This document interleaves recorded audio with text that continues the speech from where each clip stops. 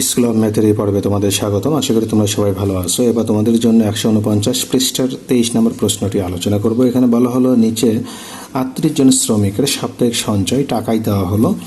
তো এখানে কতে বলা হলো যে মানের ক্রম অনুসারে উপাত্তসমূহ সাজাতে হবে, সারণীবদ্ধ করতে হবে এবং গড় নির্ণয় করতে হবে। খতে বলা হলো উপাত্তসমূহের মধ্যক এবং প্রচুরক নির্ণয় করতে হবে।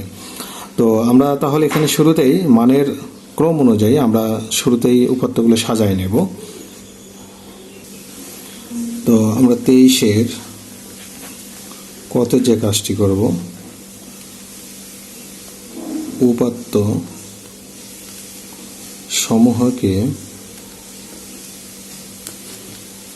মানের ঊর্ধ্বক্রমে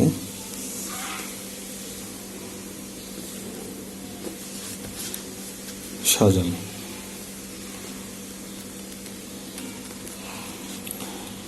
এখন আমরা এখানে দেখব সবচেয়ে ছোট কোণটা। আমরা যদি এখানে খেয়াল করি, আমরা এখানে একটু যদি খেয়াল করি তাহলে আমরা এখানে দেখতে পাই 122 হলো আমাদের সবচেয়ে ছোট, 122।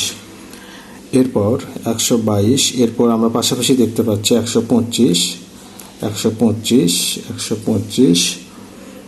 তো 125 এটা একবার, তারপর হলো 125-এর পর আমরা দেখতে পাই 132, তারপরে আমরা দেখতে পাচ্ছি এখানে 132 পরে 135,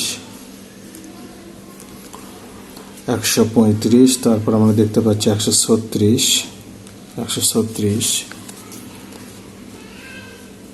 এরপর 137-এর পর আমরা দেখতে পাচ্ছি 140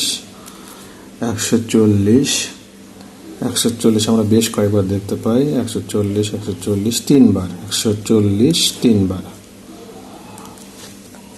তাহলে যে সংখ্যাগুলো রিপিট হবে সেগুলো পাশাপাশি লিখতে হবে, মানে পরপর লিখতে হবে। তারপর আমরা দেখতে পাচ্ছি 141, তারপর 142, তারপর 142-এর পর 143, 143, তারপর 145 আমরা দুইটা দেখতে পাচ্ছি, 145, তারপর 145-এর পর 146, তারপর 147।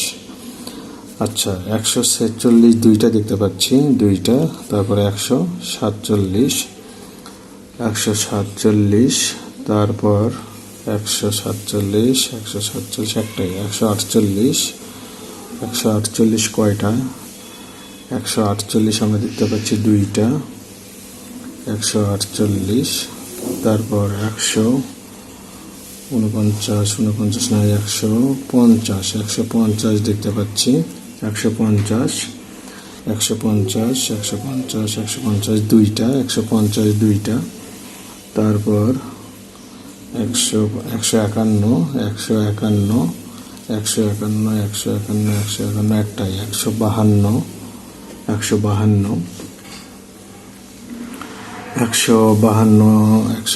একটাই, তারপর 155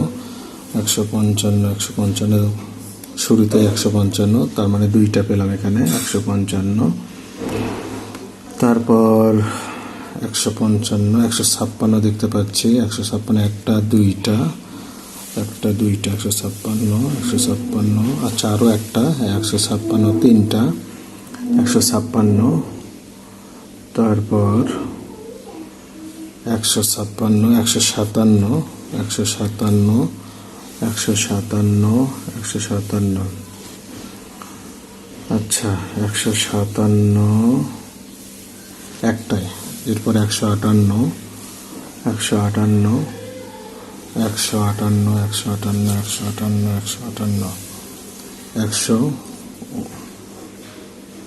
159, 159, তারপর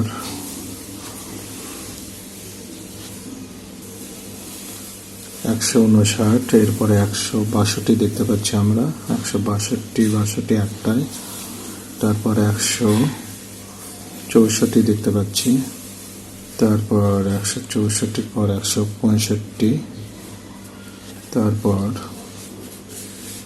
165 একটাই, তারপরে 167, 167, এরপরে 168, 169, সর্বশেষ 170। এখন আমরা দেখি 38টা আছে কিনা। তাহলে 2, 4, 6, 8, 10, 12, 16, 18, 20, 22, 24, 28, 30, 32, 34, আচ্ছা 36, 38। আচ্ছা দেখি 1, 2, 3, 4, 5, 6, 7, 1, 2, 3, 4, 5, 6, 7, তাহলে 3, 7, 21, 22, 23, 24, 25, 26, 27, 28, 29, 30, 31, 32, 33, 34, 35, 36, 37, 138টাই আছে। তো আমরা এখানে উপাত্তগুলো মানের ঊর্ধ্বক্রমে সাজালাম। এখন সারণীবদ্ধ করতে হবে।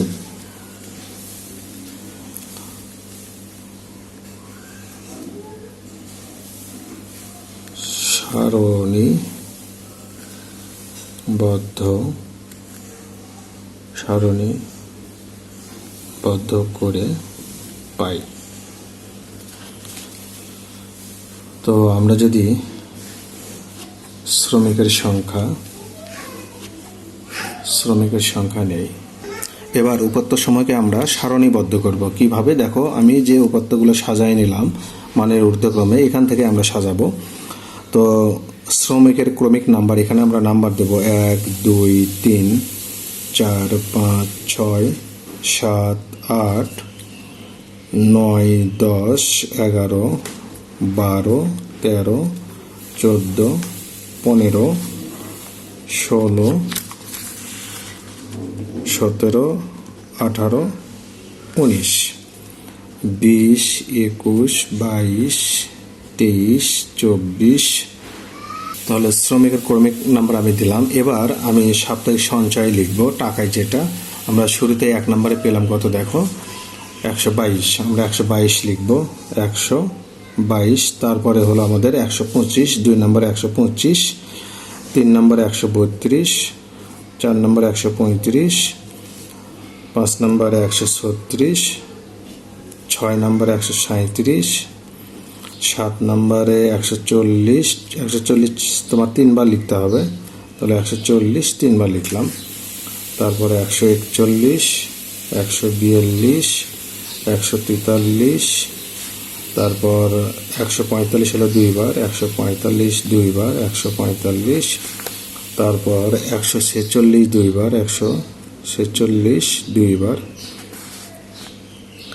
147 1 বার, 148 2 বার, 148 2 বার, তারপর 150 2 বার, 150 2 বার, তারপর 151, 152, 155, 155, 156 2 বার, 156 2 বার না 3 বার, 156 3 বার, তারপর 157, 158, 159, 162, 164, 165, 167, 168, 169, 170। এই তো আমরা সারণীবদ্ধ করলাম। এরপর আমাদের চাইছে কি, সারণীবদ্ধ করার পর আমাদের গড় নির্ণয় করতে হবে। আমরা গড় বের করবো এবার। তো আমরা তাহলে উপাত্তগুলো তাহলে আমরা মোট সঞ্চয় আগে বের করে নেব। মোট সঞ্চয় আমরা যোগ দেই, তাহলে 122 যোগ 125, তাহলে সবগুলো উপাত্ত আমি এখানে এইভাবে যোগ আকারে লিখলাম। তো এবার এগুলো যোগ করতে হবে। আমরা যদি যোগ করি তাহলে 122 যোগ 125 যোগ 132 যোগ, তাহলে টোটাল আমাদের যোগ করলে আসবে 5681। এখন এই 5681কে আমরা ভাগ দেব কত দিয়ে? 38 দিয়ে। ভাগ হলো 38, তাহলে এটা হলো 5681। তাহলে আমরা এখানে লিখব অতএব গড় 5681 ভাগ হলো 38, ভাগ দিলে আসবে 149.5। তাহলে 149.5 পেলাম, এটা হলো আমাদের গড়। অতএব গড় 149.5 এত টাকা। এবার আমরা ক্ষতে যে কাজটি করব, আমরা কি করব? মধ্যক এবং প্রচুরক বের করব। মধ্যক, এখন মধ্যক এখানে আমরা দেখতে পাই উপাত্তের সংখ্যা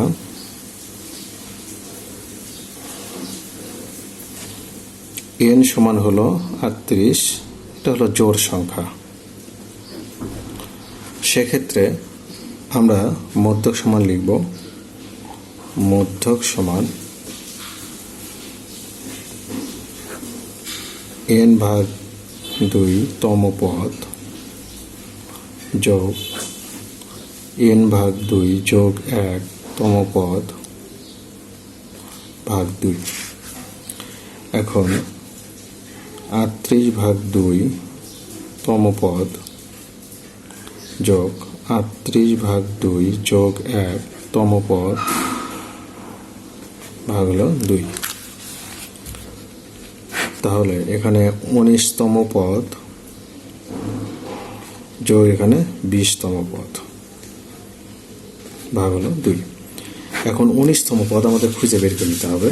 আমরা যদি এখানে খুঁজি, দেখো 19তম পদ 1 2 3 4 5 6 7 8 9 10 11 12 13 14 15 16 17 18 19, 19তম পদ এটা, 20তম পদ হলো এটা। তাহলে 19তম পদ আমরা পেলাম কত? 148, আর 20তম পদ হলো 150। তাহলে 148 যোগ 150 ভাগ হলো 2।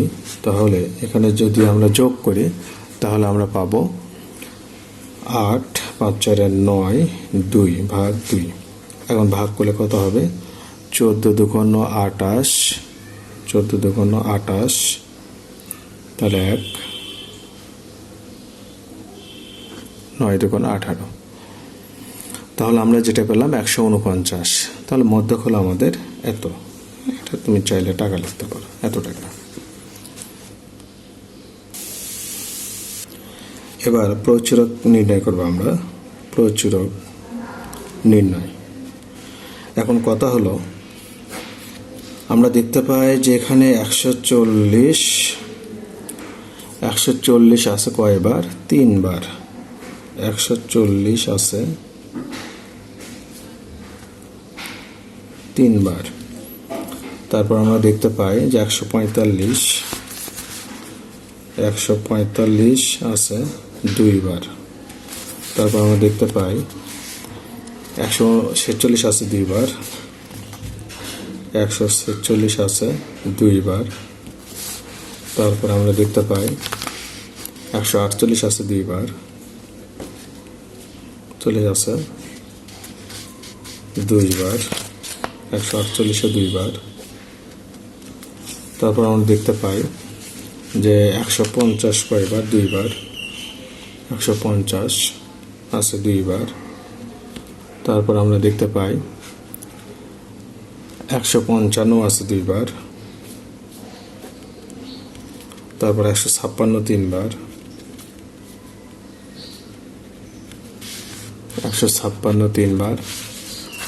আর বাকিগুলো আমরা দেখতে পাই একবার করে আছে। তাহলে বাকি উপাত্ত উপাত্তগুলি আছে একবার। তো এখানে তাহলে আমরা দেখতে পাই যে 140 ও 156 আছে সর্বাধিক 3 বার।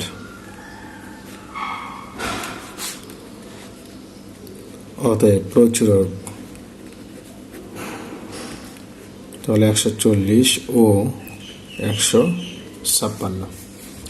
তাহলে আমরা মধ্যক পেলাম, প্রচুরকও পেলাম 140 ও 156।